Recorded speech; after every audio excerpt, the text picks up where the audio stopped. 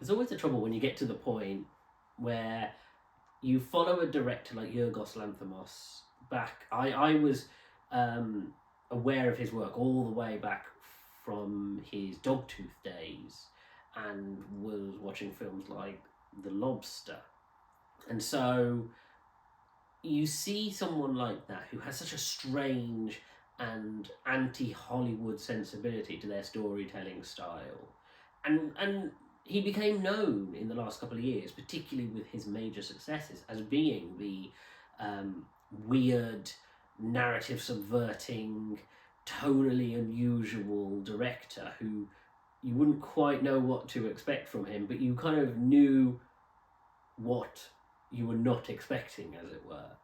And, you know, seeing his style advance and his stories get bigger budgets, bigger stars, you know, The Favourite, and then, of course, my absolute favourite, which is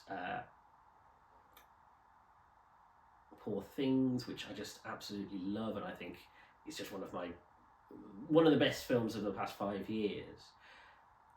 And so the problem then is you worry then that a director becomes far too burdened by their own success, and that when they make a film, it becomes a big event for the fans who follow them.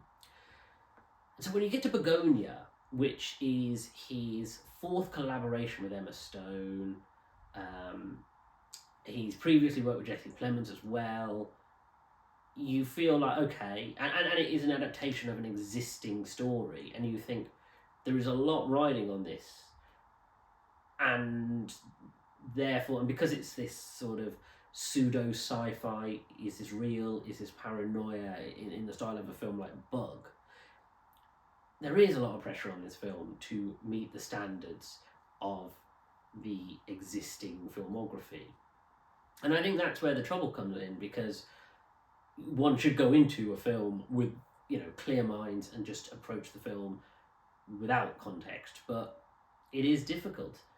It is really difficult to forget all that stuff and just to watch it.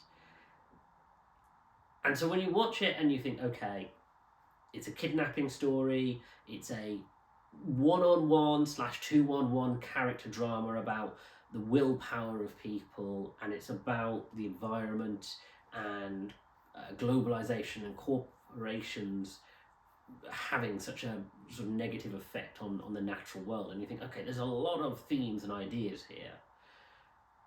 And unfortunately, consequently for me, it is still a Yorgos Lanthimos, it is still really good. Our core cast are really well played, and there is something theatrical about, because of the contained setting.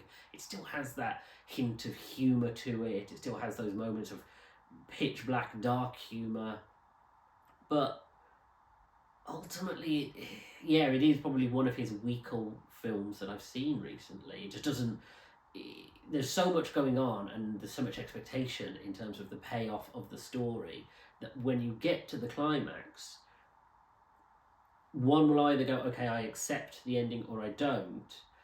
And it's not that I don't accept the ending as it stands, but it becomes the kind of film where I'm like, well, because this is a Yorgos film, I expected something like this. And I think, unfortunately, and again, it's not his fault as a director, but it means that sort of style becomes more difficult when you're expecting something like that. And it's a shame. I do wonder if possibly, you know, it would benefit for him working in a completely different sort of style of, you know, really sort of stretching out into something unlike him, because, you know, you always think about M. Night Shyamalan and the burden that was put upon him after a few of his films had become very successful, and as he was known for a certain style, and it would be a shame if Yorgos had that same sense of pressure. But then I think, you know, that's a challenge that many directors have, and it's still a good film. I think it's just not the great addition to his existing filmography that I was hoping it would be.